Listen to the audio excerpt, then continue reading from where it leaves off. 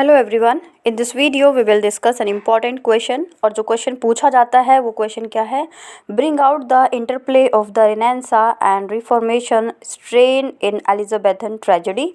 ये फिर ये क्वेश्चन इस तरह से पूछा जाता है, discuss the main features of Elizabethan tragedy. After that ये इस तरह से भी पूछा जा सकता है, explain are you agree or disagree or elaborate the features of Elizabethan tragedy। It means what कि एलिजाबेथन ट्रेजेडी को लेके क्वेश्चन आता है, क्वेश्चन की वर्डिंग कुछ भी हो सकती है। तो ये जो आंसर है आपका वो हर एक क्वेश्चन में सुटेबल है, जितने भी क्वेश्चंस आपके एलिजाबेथन ट्रेजेडी से रिलेटेड आएंगे उन सब में। तो ये जो क्लास है हमारी, और इस वीडियो में हम कोशिश करेंगे कि 2 क्वेश्चनों के साथ डील करें। 2 क्वेश्चंस कौन कौन से होंगे आपके? जो आपका एक मिड समर नाइट ड्रीम का क्वेश्चन आता है और उसमें पूछा जाता है कि ये कैसा प्ले है, कैसा नहीं है, ड्रीम प्ले है, उसको भी कोशिश करेंगे कि इसी वीडियो में कंप्लीट करें।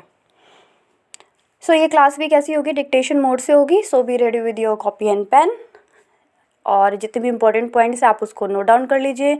जिनको लगता है मैं स्लो बोल रही हूँ या फास्ट बोल रही हूँ, तो आपके फ़ोन में सेटिंग होती है, आप उसमें क्या कर सकते हैं, आप उसको स्पीड भी कर सकते हैं, आप उसको स्लो भी कर सकते हैं, राइट। तो स्टार्ट करते हैं फीचर्स ऑफ एलिजाबेथन ट्रेजेडी। तो सबसे पहले हम इसमें कुछ जानते हैं कि एलिजाबेथन ट्रेजेडी जो है वो बेसिकली क्या होती है। स्टार्ट करेंगे आप। Elizabethan tragedy reflects the interplay of the Renaissance and reformation strain. This characteristic is found in protagonists, the structure of the play, and the use of devices and language in Elizabethan tragedy. The Elizabethan hero is a new man. He is not the medieval man with his old beliefs. He is a man of Renaissance. Renaissance को हिंदी में बोलते हैं पुनर्जागरण। इसका जो hero होता है, जो प्रोटोगोनिस्ट होता है, वो एक न्यू मैन होता है। He does not kneels before the authority of tradition of God, etc. He is a man who wants to look at the reality through his own eye. Marlowe's play Faustus embodies his feature. He wants to know more and have more, embodies the desire for major knowledge and power. और ये जो Elizabethan tragedy है, इसका एक अच्छा example है जो आपका डॉक्टर फोस्टस का प्ले है। He represent man's efforts to be like God. क्योंकि इसमें क्या प्रेजेंट किया गया है? इंसानों के एफर्ट्स को जो कि गॉड की तरह है। The deep motive which moved and inspired Faustus were the same motives which loved, for instance. तो ये एक एग्जाम्पल दे दिया गया है। एक दूसरे राइटर का एग्जाम्पल आएगा नेक्स्ट पैराग्राफ में। You can start it. Shakespeare's Richard III is a man of Renaissance as well, in the sense that he crushes the order and is not scared by divine punishment. In fact, he plots against the life of the brothers and nephew to improve himself. Another character to embodies these features in Hamlet. Hamlet में भी यही देखने को मिलता है। Who is another man who doubt of all previously established knowledge. Hamlet, अब ये जो Hamlet है ये आपका नेक्स्ट एग्जाम्पल है। पहले एग्जाम्पल आपका डॉक्टर फोस्टर से दे सकते हैं, नेक्स्ट आप रिचर्ड III का दे सकते हैं जो शेक्सपियर का है, और उसके बाद अब Hamlet की बात हो रही है। Hamlet is the modern man which is consequence of his doubt. He does not understand his word but has a solution ready at hand. Next जो आपका स्टार्ट होता है, ये तो जस्ट एग्जाम्पल है कि ये जो जितने भी प्ले हैं ये सब क्या है? एलिजाबेथन ट्रेजेडी से रिलेटेड है। एलिजाबेथन ट्रेजेडी का इसमें यूज़ किया गया है, इस टाइम पीरियड पे इसको लिखा गया है। Elizabethan tragedy developed from the experiment of man like Marlowe and Kyd were really a new and distinct type. Elizabethan playwright discard classical restrictions as the unities of place and time. तो ये तो बात हो गई कि हमने कुछ इसमें बात की कि इस टाइम का क्या था और कौन से प्लेस थे इसमें। The complete separation of comedy and tragedy were discarded. They gave a picture of human life as affected by sin and suffering. जैसे कि आप डॉक्टर फोस्टस में भी देखते हैं, सिन और सफरिंग उसमें भी दिखाई गई है। Which is also richness is a variety of imagination and never be quality. ये तो थोड़ा सा डिस्कशन हो गया उसके बारे में। Now we will discuss the main features of Elizabethan tragedy. So आपने यहाँ पे देखा जो आपका डॉक्टर फोस्टेस है, जो आपका हेमलेट है और जो आपका जो शेक्सपियर का रिचर्ड थर्ड है, ये सब क्या है, एक एलिजाबेथन ट्रेजेडी है। इसमें डाउनफॉल दिखाया गया है और इन प्लेस को जब आपने समरी सुन ली है तो आप इसके बारे में और लिख सकते हैं। Now we will discuss the features of Elizabethan tragedy. As I told you, ये जो आंसर है आपका जो इस वीडियो में चल रहा है, ये आपका एलिजाबेथन ट्रेजेडी से रिलेटेड जितने भी क्वेश्चंस आएंगे ये सबके साथ डील करेगा। Elizabethan tragedy are highly influenced by Greek drama and Aristotle notion of tragedy। जैसे कि अरिस्टोटल ने भी ट्रेजेडी के बारे में कुछ बोला था, उन्होंने अपने वो दिए थे कि 6 पार्ट्स होते हैं जो बहुत मेन होते हैं, प्लॉट, डिक्शन, ये सब चीज़ों की बात की थी उन्होंने। Most of the tragedies written during Elizabethan period are revenge and ambition tragedies. और जो इस पीरियड में लिखी गई थी वो किसके ऊपर बेस्ड थी, रिवेंज के ऊपर, बदले के ऊपर, या एम्बिशन को लेकर, मतलब अपने एम को लेकर जो लिखी गई थी ट्रेजेडीज़ वो इस टाइम पीरियड में थी। एग्जाम्पल के लिए शेक्सपियर का Othello, examples are very important, you can mark it. Shakespeare's Othello, Hamlets, King Lear and Macbeth are the dark tragedies. ये तीनों क्या हैं, डार्क ट्रेजेडीज़ हैं, showing revenge and ambition. However, there is an exception of in the form of romantic tragedy। और romantic tragedy क्या है, जैसे कि शेक्सपियर का रोमियो एंड जूलियट। और ये जो मिड समर नाइट ड्रीम है, this is also called the romantic tragedy. तो ये इंपॉर्टेंट है, रोमियो एंड जूलियट और the mid summer night dream, ये जो शेक्सपियर के दोनों वर्क हैं, ये क्या हैं, दोनों रोमांटिक ट्रेजेडी है। The main features of Elizabethan tragedy are given. अब जितने भी मैं फीचर्स को डिस्कस करूँगी, that all are the important. उन्हें आप फीचर्स बोल सकते हैं, उन्हें आप क्या बोल सकते हैं, क्वालिटीज़ बोल सकते हैं, मतलब वर्डिंग्स थोड़ी बहुत आगे पीछे हो सकती है। पहला है ट्रैजिक फ्लॉ या fatal flaw. Tragic, a tragic flaw is personality trait and leads to downfall of the protagonist. कि इसमें क्या होता है, डाउनफॉल होता है प्रोटोगोनिस्ट का। प्रोटोगोनिस्ट मतलब हीरो, जैसे कि डॉक्टर फोस्टेस में उसका लास्ट में डाउनफॉल होता है, that is the same thing. Next जो इसका पॉइंट है that is supernatural elements. Supernatural elements क्या होते हैं, use of supernatural elements is a common character of Elizabethan tragedy. Supernatural power contribute to the fate of the protagonist. ये protagonist के fate के लिए काम करती हैं। They are not solely responsible for the downfall of hero and lies on the deeds action of the hero। ये कभी भी हीरो के डाउनफॉल के लिए रिस्पॉन्सिबल नहीं होती। Actions are the outcome of the protagonist is over ambitious nature। Example के लिए Macbeth, where he wants to become the king or the feeling of revenge। तो इसी तरह की जो जैसे मैकबेथ में दिखाया गया है, सेम इसी चीज़ को दिखाया गया है कहाँ पे, डॉक्टर फोस्टेस में भी। तो वहाँ पे भी क्या है, सुपरनेचुरल एलिमेंट्स होते हैं ना, गुड एविल आती है, बैड एविल आती है, good angel, bad angel.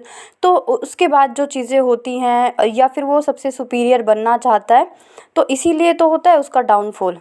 They are not illusions in the mind of the hero because they contribute to the action of the play with their presence in more than 1 or 2 scenes।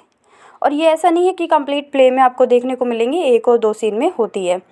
इसका जो third element है या third quality वो क्या है, internal and external conflict. Elizabethan tragedy has both external and internal conflicts. The conflict between 2 people, the tragic hero and another main character of the story.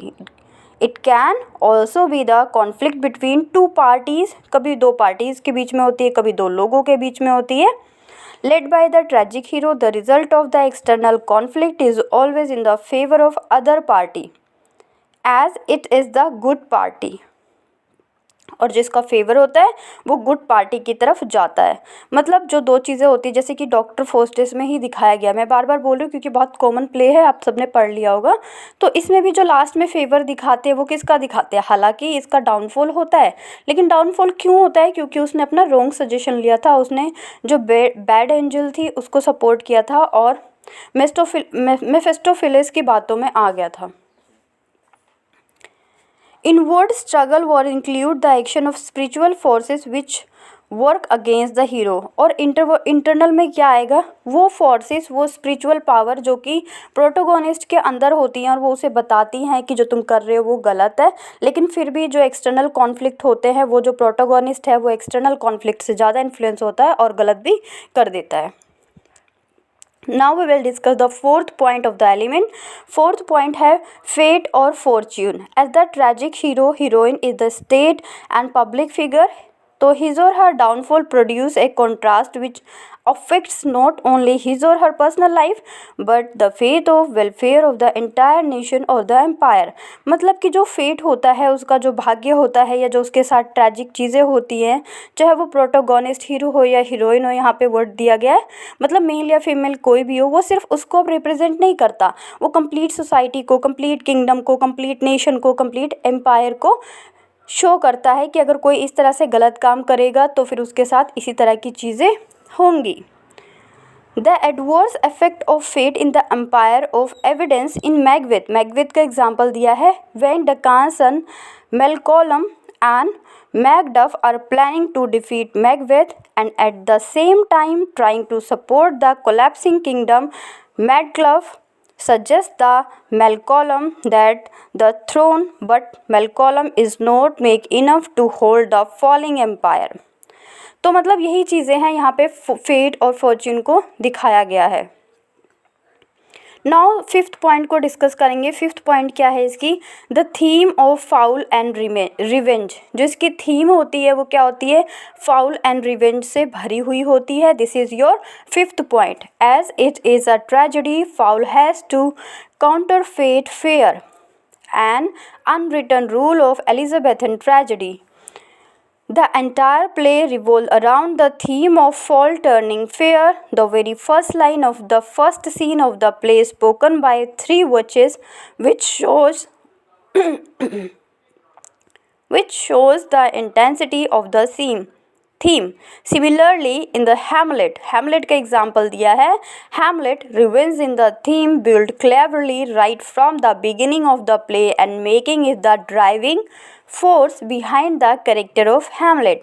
मतलब आपको हर एक पॉइंट अपना जस्टिफाई करना है by taking the example of tragic plays. मैंने आपको बता दिया ट्रेजेडिक प्लेज कौन कौन से थे, आपका हैमलेट हो गया, आपका डॉक्टर फॉस्टस हो गया, उसके बाद आपका शेक्सपियर का ओथेलो हो गया। इनको डार्क ट्रेजेडीज़ भी बोला गया है।